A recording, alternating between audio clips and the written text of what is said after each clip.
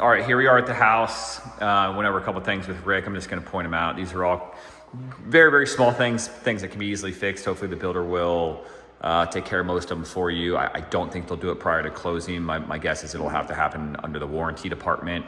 But that stuff we can talk to Melissa about. Okay, first thing is the sink faucet. When you pull this down, it should have a retractable kind of, pull back feature, like a measuring tape or something like that. And you can even tell, like, even when I push it back, it doesn't want to go all the way up, So that should be an easy setting.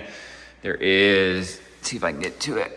There should be 2 spots under here to mount. Oh, hold on, you're not going to see them.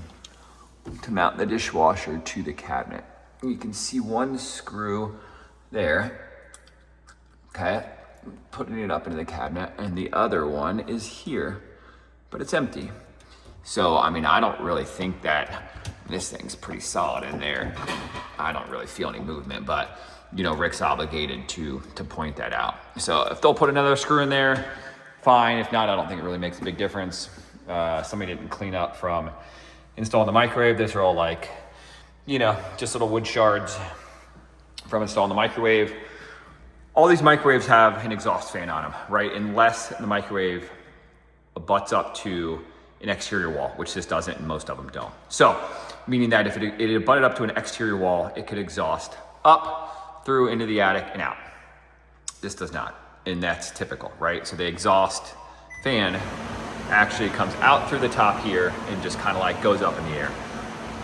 It's pretty dumb, but it's required, right? It's a safety concern or whatever they want to call it. So anyway, there's two different ways to install the fan. It's like up in there. So it can shoot up, right? Which is what you would do if you were going up through an exhaust and out, or it can shoot towards the front and recirculate. So this is called a recirculation setting. So the fan is currently installed up, which is the way they always come, and this happens all the time. So my point of it is, he's just saying the fan needs to be reversed so that it actually shoots up out of here, as opposed to right now it's shooting up into this cabinet and then bouncing off of the cabinet and then shooting back out. It's really dumb, but again, it's one of those things that Rick is required to put down. I don't even really use my setting at all to that exhaust fan, so it's a pretty minor thing, but if the warranty department's willing to reverse that fan, have them do it. Okay, this one's really interesting and kind of a unique thing. So as you can see, there's a gap here where this setting is. This is the wrong bracket. This bracket's too big. It's for bigger closet brackets or bigger closet shelves. So these things, these wire racks are okay. They're not the strongest in the world. They don't take on a huge load anyway. So, then the load doesn't get spaced out, it kind of rests on these wires as opposed to at the bottom of the bracket, which would hold the load better, right? Each one of these, it's just this bottom piece should be flush with that, because that bottom piece should be holding it.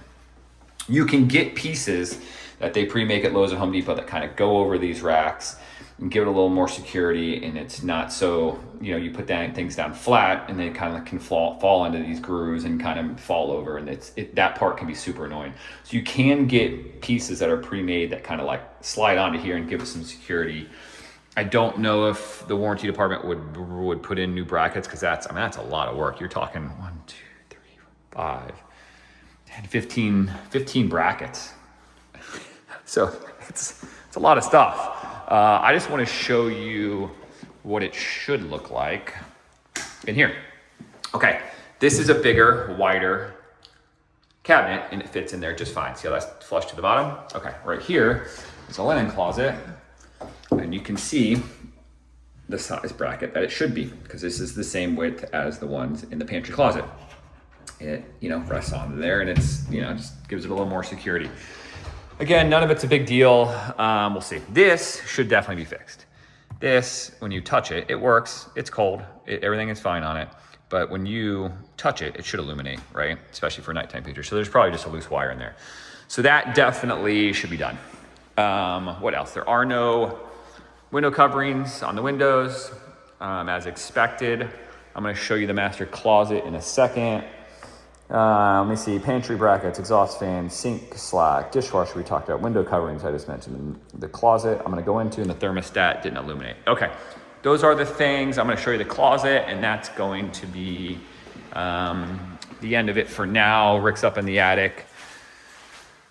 This is the closet. A couple of the wire racks in there, again, for your clothes. So the bottom piece of clothing doesn't have like lines in it from the wire racks. You know, you get those covers that I was talking about in the pantry, and they just kind of slide right in, and then you don't get any of those. I mean, I'm particular about my clothes, so I would probably redo these racks anyway, but that's just me. This is the closet.